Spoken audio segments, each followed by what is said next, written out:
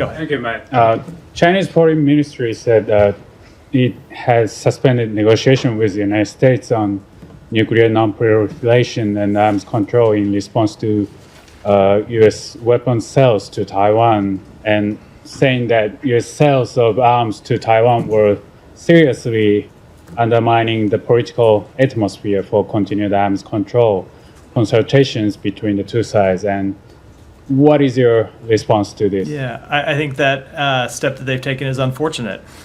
China has chosen to follow Russia's lead in asserting that engagement on arms control can't proceed when there are other challenges in the bilateral relationship. We think this approach undermines strategic stability. It increases the risk of arms race dynamics.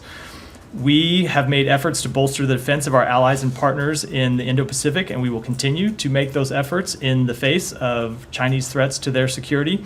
I would say, unfortunately, by suspending these consultations, China has chosen not to pursue efforts that would manage strategic risks and prevent costly arms races.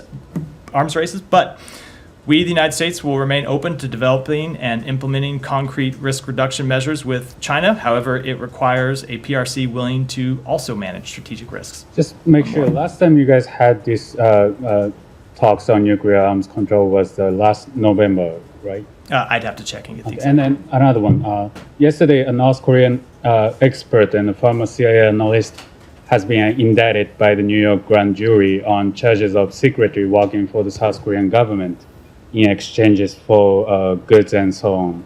And at one point, she passed handwritten notes to South Korean side from an off-the-record meeting that she participated in with Secretary Blinken. It's ongoing case, so I'm sure you don't have the comment. But do you have any concerns on these activities of South Korean intelligence in the U.S. soil? So you're right. I'm not going to comment on what is still an ongoing law enforcement matter.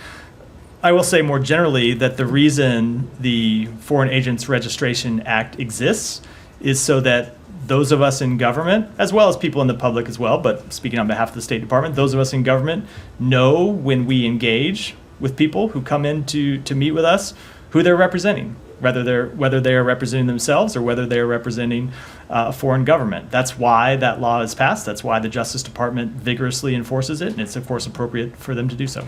Did you have any conversation on this issue with South Korean side? I'm just not going to get in comment on that at all. When it gets to anything specific to this matter, it's not appropriate for me to comment. We'll wrap for today.